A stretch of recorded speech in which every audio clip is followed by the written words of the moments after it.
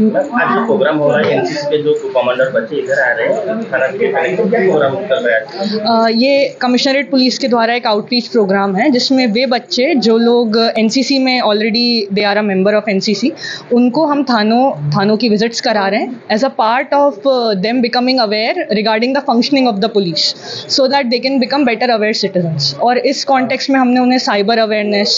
And awareness about juvenile justice act,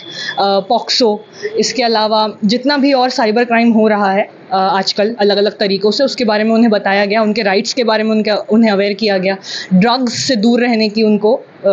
हमने बताया गया। तो ये सब चीज़ें हम लोगों ने करी है। कमिश्नरेट पुलिस द्वारा ये प्रोग्राम 29 मई से 5 जून आज लास्ट डे है, आज क्लोजिंग सेरेमनी है, तो इस कॉन्टेक्स्ट में ही हुआ है। मो बटेश्वर नोडाल उच्च विद्यालय एनसीसी अधिकारी आमर प्रतिवर्ष एआर एनसीसी वार्षिक तालीम शिविर अनुष्ठित होता है भुवनेश्वर। यह ए वर्ष Nayapalli high school civil government high school IRC रे कैंप से कैंप रे ओडिशार विभिन्न स्कूल रे एआर एनसीसी कैडेट माने भाग नहीं सबू भुवनेश्वर थिबा सबू थाना मानकरे तांकर परिदर्शन हो थाना सांगे पुलिस सांगे एनसीसी कैडेट मानकर एआर कैडेट मानकर कौन संपर्क सहयोग एवं कौन कौन थाना रे को विभाग अच्छी एवं थाना अधिकारी माने को अधिकारी माने केमती विभाग रे अछंती ताहा से माने आसी ज्ञान ग्रहण करुछन। मैडम आज कार्यक्रम विषय कौन कहे जो आयोजन कराई कमिश्नर पुलिस तरफ एनसीसी पिला नहीं थाना परिभ्रमण कौन कार्यक्रम रही? मु Suchismita Das ACP IT and social media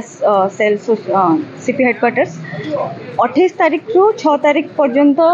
NCC Odisha तरफ गोटे एनुअल ट्रेनिंग कैंप होची सेथिरे सारा ओडिशा रे विभिन्न जिल्ला रु 600 रु अधिक पिला पार्टिसिपेट करूचंती। सेही अवसर रे हमर कमिश्नरेट सहित आमे सहभागिता रे कमिश्नर पुलिस तरफ रु आमे छात्र छात्री मानकु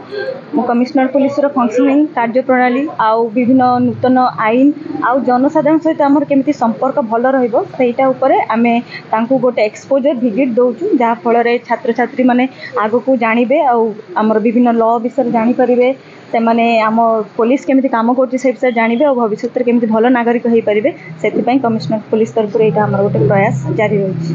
केते पिला केते कैडेट अंशग्रहण करथिले कोन सु आउ शिक्षा पाइले सब एथिरे 650 जन पाखा पाखी छात्र छात्री भाग ग्रहण करछंती। तो 28 तारीख रु 5 तारीख पर्यंत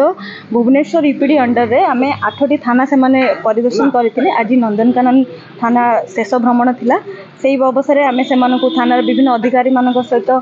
कथबार्ता करने सहित थानार विभिन्न रेजिस्टर्स थाना आसिले आम लोक मानक केमिति बिहेवियर करूँ आम सेमिति केमिति केस सॉल्व करूँ नुआ आईन कौन अच्छी से सब विभिन्न शिक्षा देछु।